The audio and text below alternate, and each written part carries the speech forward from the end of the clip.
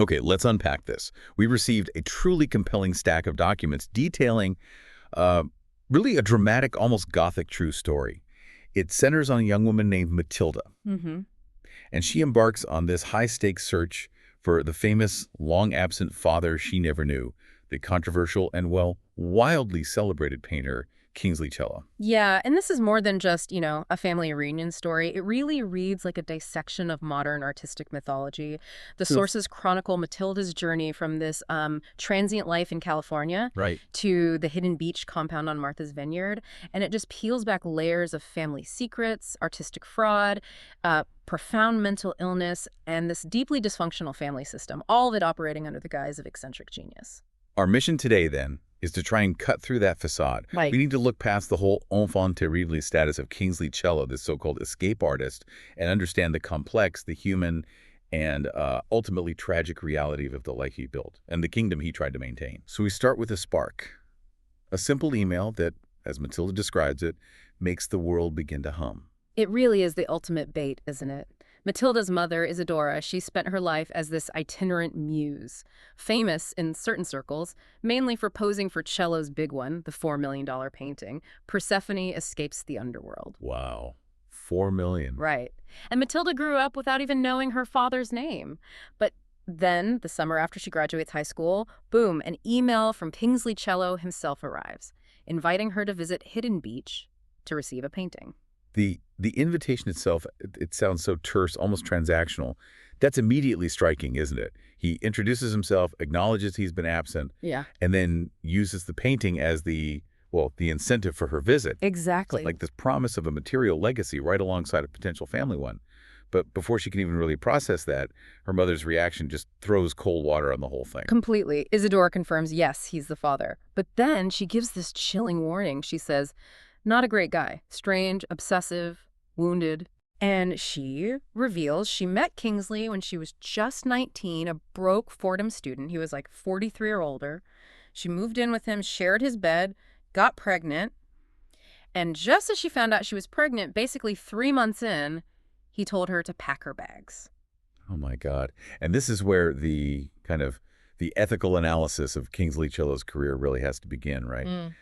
Isadora, the model for that $4 million masterpiece, Persephone Escapes the Underworld. Yeah. She never saw a penny from it. Not a dime. And the title itself, Persephone Escapes the Underworld, it's such a tragic irony, isn't it? Because Isadora, the model, she didn't escape. She just moved on to the next, transactional relationship, carrying the weight of Cello's rejection and Matilda's paternity with her. It sets up this central, just heartbreaking tension for Matilda. She's looking for genuine connection, emotional connection, some stability that's always been missing. Right. But her father's entire history, especially with her own mother, it's defined by exploitation, by transaction.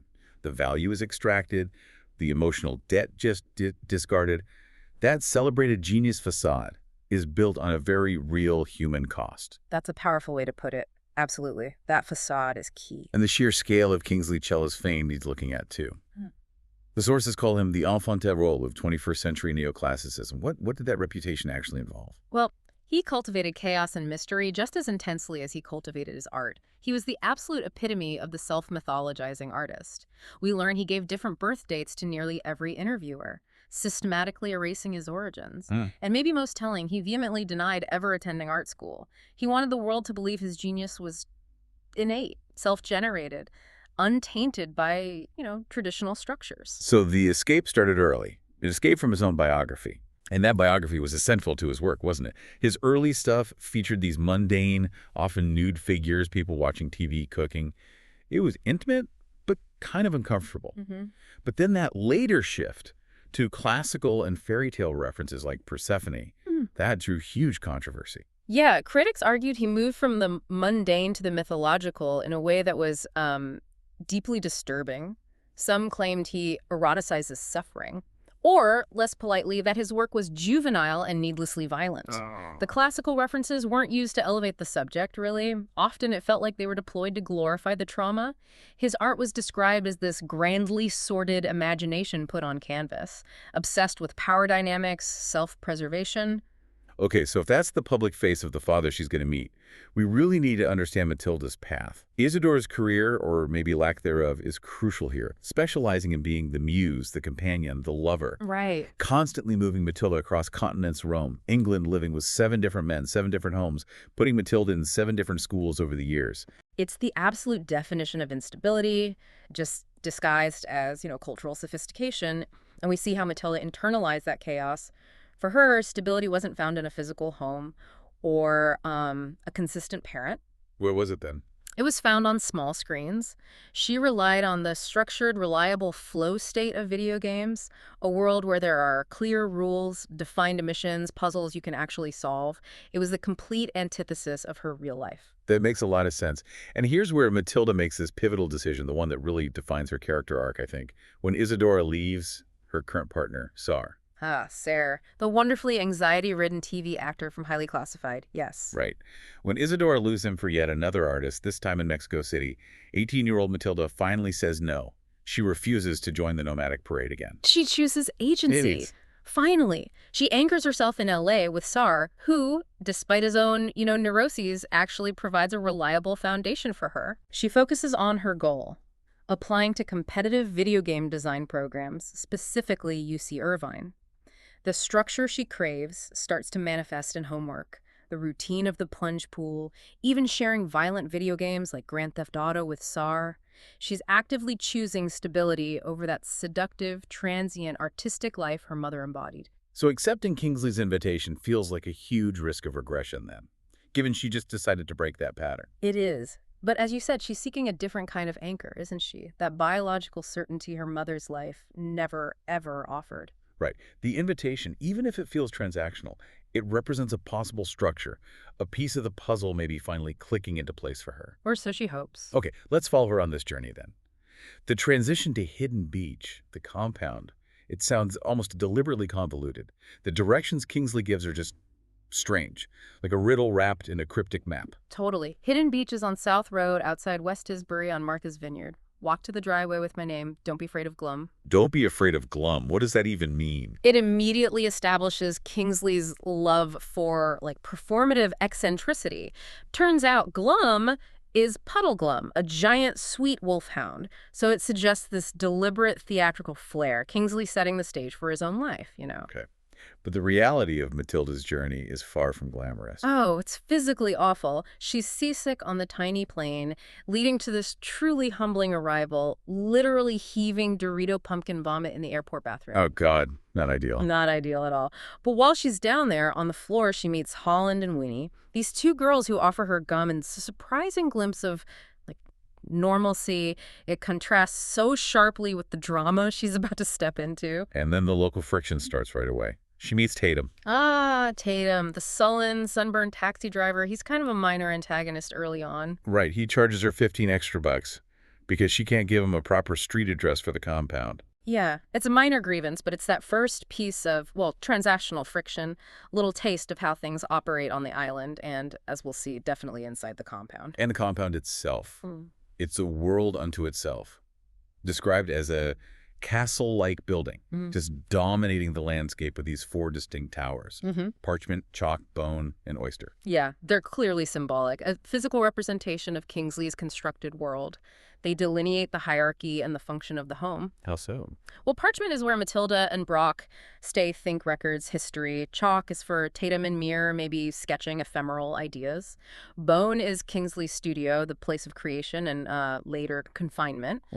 And oyster is for June and Kingsley. It holds the administrative functions, the office. It's this functional artistic fortress. And the main rule of this fortress is absolute. It's unplugged life. All electronics, phones, laptops lock away in the oyster office, only accessible on tech mornings, Monday and Thursday. For Matilda, whose whole sense of order and flow is tied to the digital world, this is just a profound act of disorientation and control. It must be crippling, especially for a young person who relied on screens for that emotional stability. Absolutely. And the control starts immediately with her half-brother, Meer Sugawara. Meer is super enthusiastic, but immediately chaotic. First thing he does is apologize that Kingsley is off-island. Off-island, okay. Then he introduces June, the partner, the mother figure. She's busy running the domestic life in the most specific, eccentric ways imaginable. There's an indigo dye vat bubbling on the stove. Indigo dye. Yeah, and she's brewing herbal tinctures, passion flower, ashwagandha. June imposes these suggestions that are clearly rigid rules. No stimulants, no commercial products. Wow, the level of control is intense. Jin seems to be trying to regulate their existence down to the smallest molecule. Is it anxiety?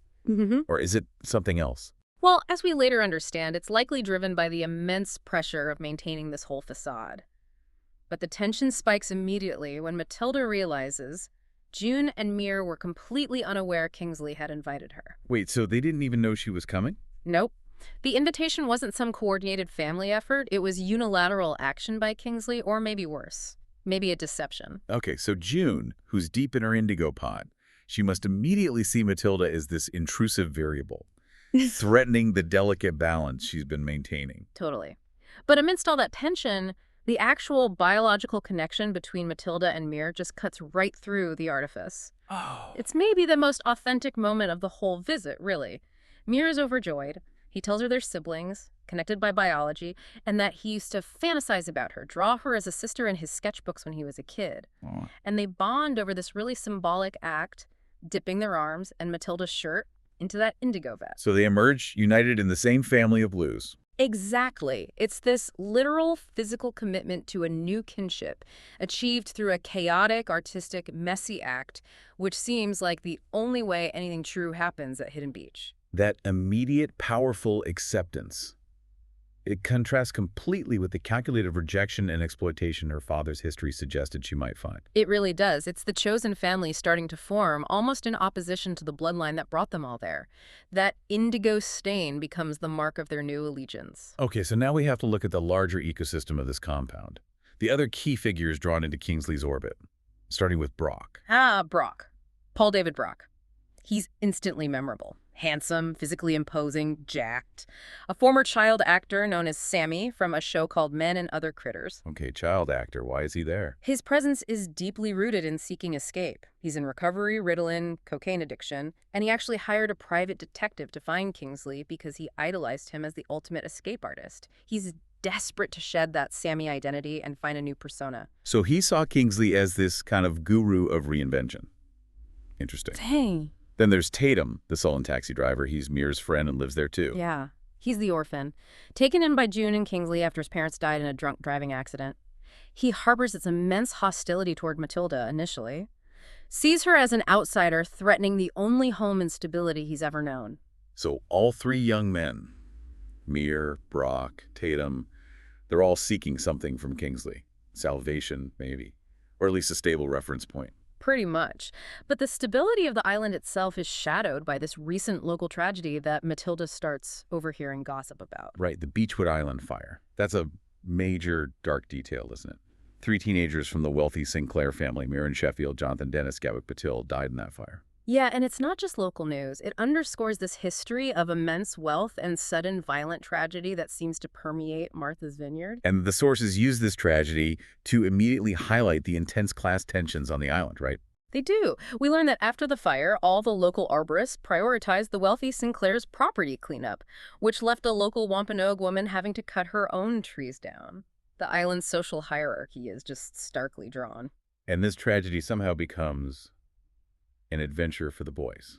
Meer, Brock, and Tatum. Bizarrely, yes. They confess they regularly trespass on wealthy properties, for pools, tennis courts. And they plan this specific adventure to visit the burned Beechwood house, drawing Matilda into their strange orbit of morbid curiosity and rule-breaking. Meanwhile, Matilda's still trying to find clues about her father through his art, even though he's supposedly off-island. Right. She sees pieces that really reflect his obsession with desperation and self-preservation. Like Odysseus flees. How's that described? It depicts this small, desperate figure escaping terrifying, massive waves and a dead cyclops. The focus isn't on heroism or rival, it's purely on the desperate individual act of just getting away. It confirms Kingsley's artistic focus is on self-preservation above everything else. And his philosophical musings seem to back that up. Matilda reads a transcript of his podcast discussion about his Cinderella painting, the one he called Cliffside Gothic. Yeah, and he completely rejects the idea of rescue in the fairy tale. He frames it not as a fairy tale at all, but as a true story of sibling competition and hatred. He argues that families who pit children against each other rarely end up wanting to be buried together. Wow. That's an intensely personal and profoundly cynical manifesto about the failure of family, delivered via art criticism. Exactly. It's clear his art is less about the subject matter and more about chronicling his own trauma and his flight from it. But the control within Hidden Beach just keeps tightening. June confiscates Matilda's electronics, locking her into that Monday-Thursday tech rhythm. Which is deeply disorienting. It forces Matilda to rely on the strange routines of the house, and she observes the systematic nature of June's control right there in the kitchen. Ah, the custom nutritional packets. Tell me about those again. Right. They're labeled for every single resident. Brock, June, Meer, Kingsley, Tatum, Matilda, filled with things like collagen, hemp hearts, chia, plus ginseng, specifically in Matilda's. And Tatum, the resident orphan, he's the one responsible for making these packs under June's direction. It's like biochemical surveillance. It feels like more than just promoting health. It absolutely feels like a level of micromanagement that just screams of a hidden agenda. June isn't just trying to foster a healthy environment.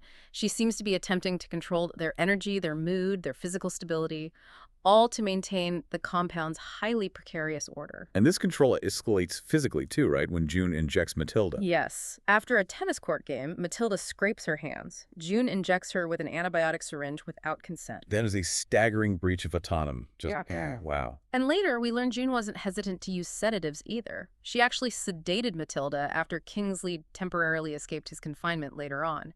It reveals that the suggestions are backed by pharmaceutical means, if necessary, to maintain compliance. So this signals that the compound isn't some free-spirited artistic haven.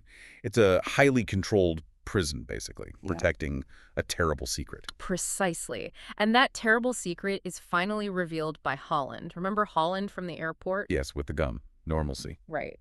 She feels compelled to intervene, having met Matilda, and she exposes the truth of Kingsley's life. And the revelation just completely dismantles the Kingsley Cello mythos. He wasn't some self-made, struggling artist who escaped poverty. Not at all. He was born Kincaid Sinclair, part of the powerful, wealthy Sinclair family on Martha's Vineyard, the very same family connected to the Beechwood tragedy. Whoa, okay. That is a profound twist. Kincaid Sinclair. Yeah. And we learn the Sinclair patriarch, Jonathan, systematically pitted his 3 children, Harris, Dean, and Kincaid, against each other.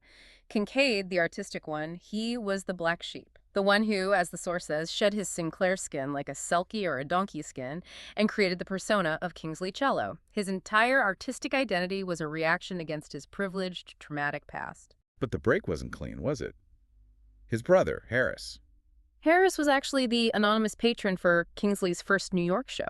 No way. So the myth of the self-made man relied entirely on the wealth he claimed to hate. Completely. And he built Hidden Beach, this isolated, eccentric fortress right next to Beechwood Island, which was Harris's property. He used the proximity to fuel his art. He needed the family he rejected nearby. It seems so. He needed their presence to define the identity he created in opposition. The ultimate irony, right? The great escape artist used his trauma and his brother's money to build his own gilded cage. Harris's wife, Tipper. Yeah. The family peacemaker who collected Kingsley's work. She was the subject of that cliffside Gothic painting. Further confirmation that Kingsley's life and art were just inextricably linked to the Sinclair empire he supposedly fled. But the personal deception doesn't end there.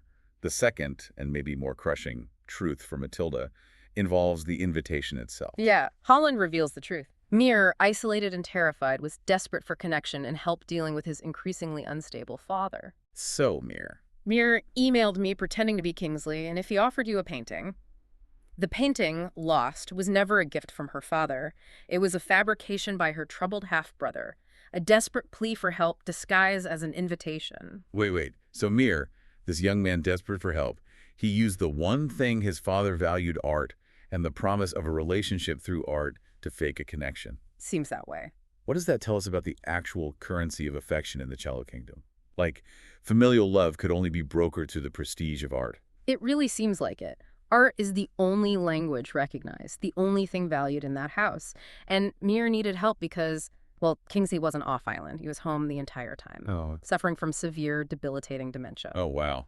So that's the terrible secret. That's the core of it. He had hated doctors, begged his family never to institutionalize him.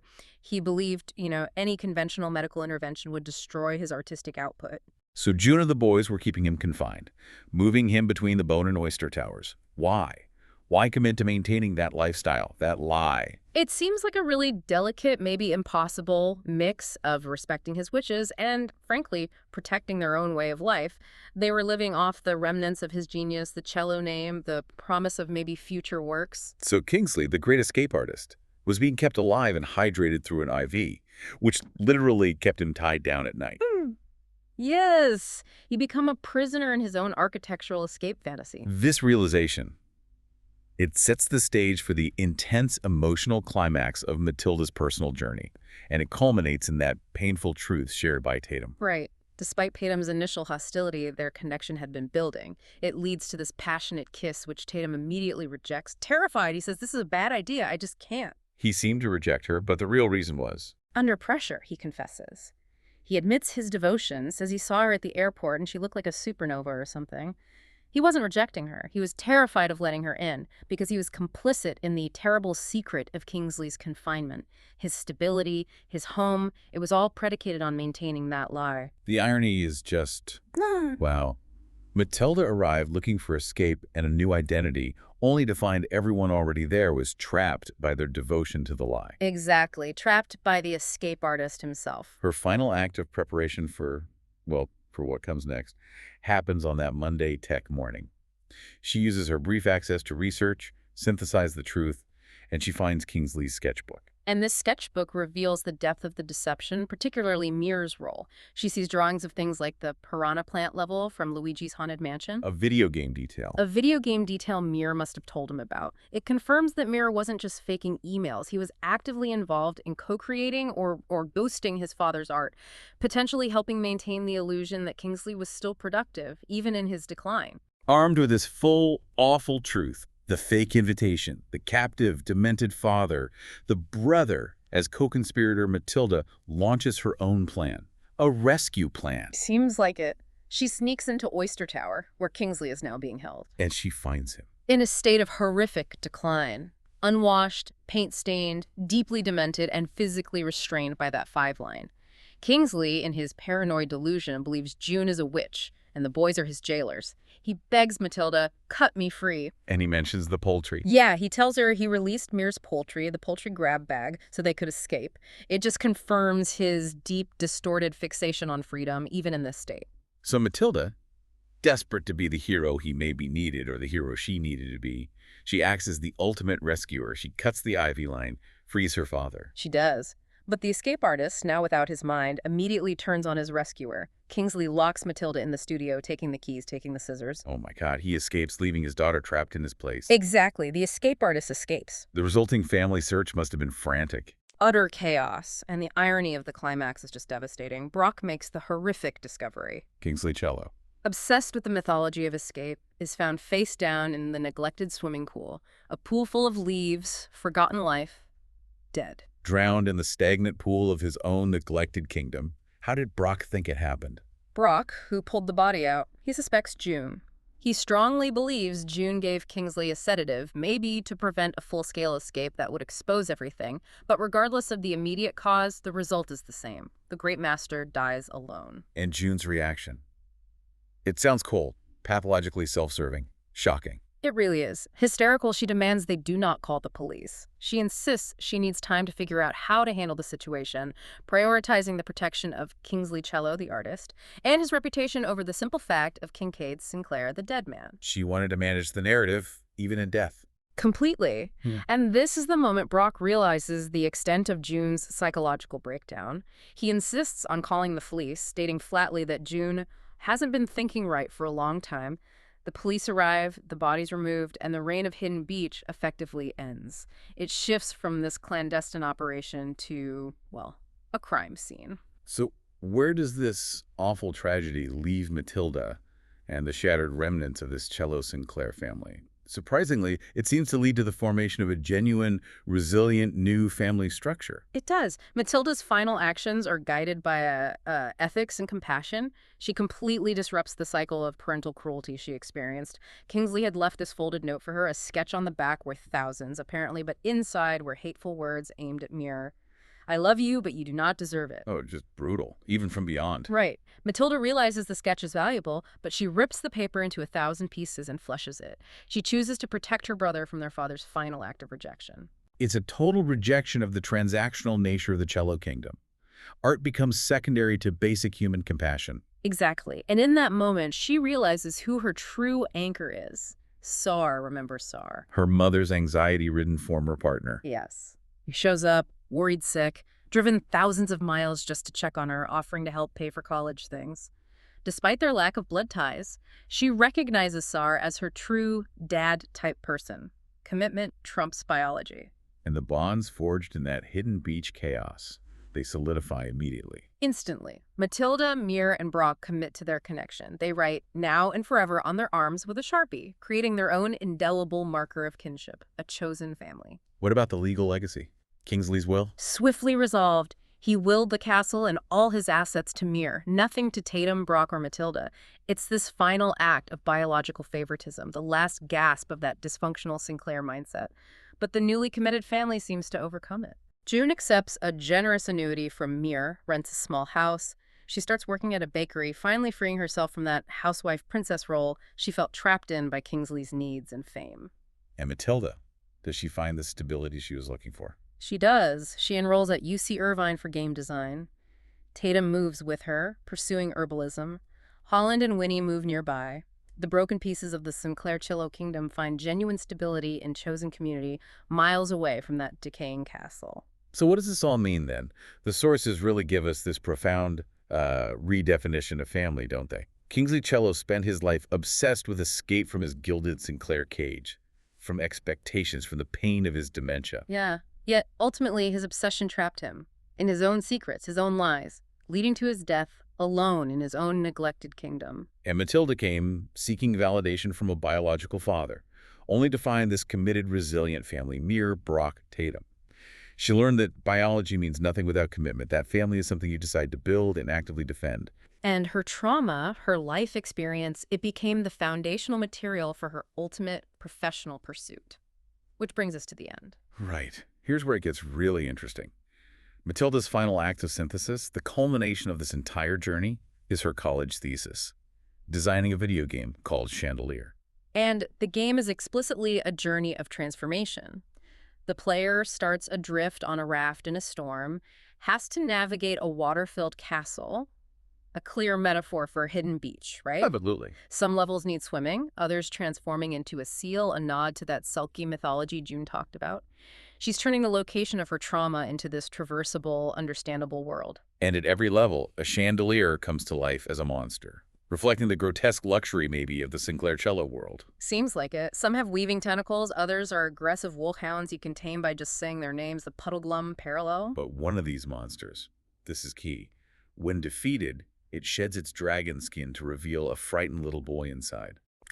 That image, the chandelier monster shedding its skin to reveal a frightened little boy, it's the perfect distilled metaphor for Kingsley Cello Kincaid Sinclair, isn't it? It acknowledges the monstrousness but recognizes the underlying fear and trauma. Her game advisor suggested the goal should be rescuing a father or a friend. But Matilda rejects that. Her game is about transformation. The goal isn't rescue. The goal is enabling the player to finally situate themselves on the top floor of the castle, look out, and understand their place in the world. She's not seeking validation or rescue from the past anymore. She is using the past to understand where she stands now. She transformed chaotic, unpredictable trauma into structured, solvable art. It's the ultimate statement of agency, really. Which brings us to our final provocative thought for you listening. Matilda used her personal history, the drama, the exploitation, the tragedy, to design a game based on transformation, not rescue. So how does your personal history shape the game you create for your life?